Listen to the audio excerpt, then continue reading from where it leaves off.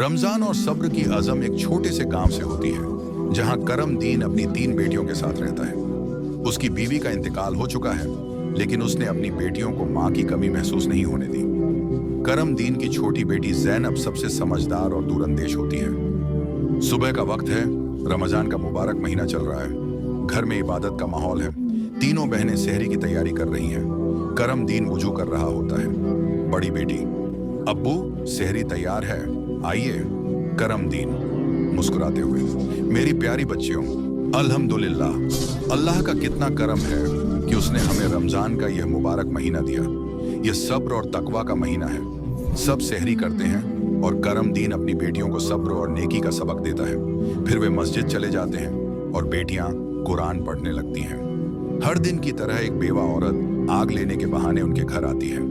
ज़ैनब को यह औरत पसंद नहीं होती, लेकिन बड़ी बहनें उसे सब्र और रहमदिली की सीख देती हैं। बड़ी बहन, ज़ैनब, रमजान का महीना रहमदिली का है। अगर यह बेवा हमारे घर से आग ले जाती है तो इसमें क्या नुकसान?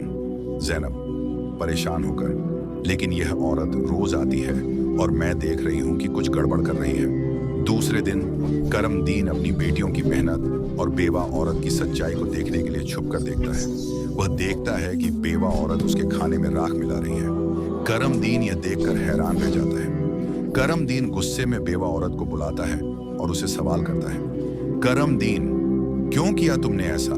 बेवा औरत नाटकीय अंदाज में, मैं तो देख रही थी कि तुम अपनी बेटियों से कितना प्यार करते हो। करम दीन उसकी बातों में आ जाता है और उससे शादी करने का फैसला कर लेता है। उसकी बेटियों को यह अच्छा नहीं लगता, लेकिन वे अपने पिता की खुशी के लिए कुछ नहीं कहती। शादी के बाद सौतेली माँ उनके साथ बुरा सुलूक करने लगती है। बेटियां रोजा रखती हैं, मगर उन्हें ठीक से खाना भी नहीं दिया जाता। फिर भी वे सब्र करती हैं। बेटियां जंगल में एक बुजुर्ग से मिलती हैं जो उन्हें एक अनार के पेड़ के बारे में बताते हैं। वे अनार खाकर रोजा इफ्तार करती हैं और सब्र के साथ इबादत करती हैं। जब सौतेली माँ को इसका पता चलता है तो वह पेड़ को कटवा देती है। फिर बुजुर्ग एक दूध की नदी बना देते हैं जिससे बेटियां अपना रोजा खोलती हैं।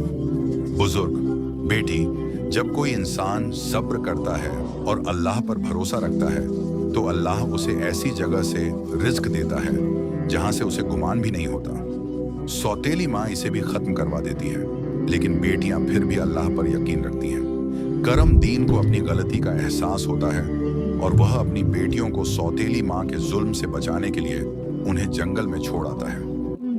जंगल में 3 बहनों को 3 नेक दिल नौजवान मिलते हैं जो उनसे निकाह करके उन्हें एक नई जिंदगी देते हैं। ज़ैनब के घर एक बेटे की पैदाइश होती है जो रमजान के दिनों में उनकी खुशी को दोगुना कर देता है, लेकिन उनके शौहर जंगल में शिकार करने जाते हैं और वापस नहीं लौटते। एक दिन एक जादूगर फकीर घर आता है और ज़ैनब को धोखा देने की कोशिश करता है।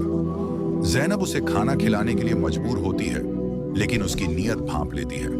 जादूगर असली रूप में आ जाता है और कहता है कि उसने ही उनके शौहरों को कैद किया है। ज़ैनब हिम्मत दिखाती है और अपने शौहरों को छुड़ाने की कोशिश करती है। उसकी सच्चाई और सब्र को देखकर अल्लाह उसकी मदद करता है और जादूगर जलकर खत्म हो जाता है। नासिर, ज़ैनब से, तुम्हारा ईमान और सब्र ही हमारी हिफाजत का सबब बना। ज़ैनब, उसकी बहनें और उनके शौहर मिलकर रमजान के आखिरी दिनों में शुक्र अदा करते हैं। करम दीन भी अपनी गलती की माफी मांगकर बेटियों के पास लौट आता है।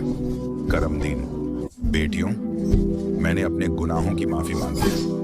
रमजान सब्र और रहमत का महीना है। अल्लाह ने मुझे माफ कर दिया। क्या तुम भी मुझे माफ करोगी? ज़ैनब, अब्बू, अल्लाह माफ करने वालों को पसंद करता है। हम भी आपको माफ करते हैं। अख्तिताम पर ईद का सीन दिखाया जाता है जहां सब खुशी से गले मिलते हैं और रमजान की बरकतों का शुक्र अदा करते हैं। अंत में कुरान की एक आयत दिखाई जाती है, इन्नाल्लाहा मस्साबिरीन, अल्लाह सब्र करने वालों के साथ है। सूरह अल बकरा 153। चैनल को सब्सक्राइब लाजमी करें और शेयर करें।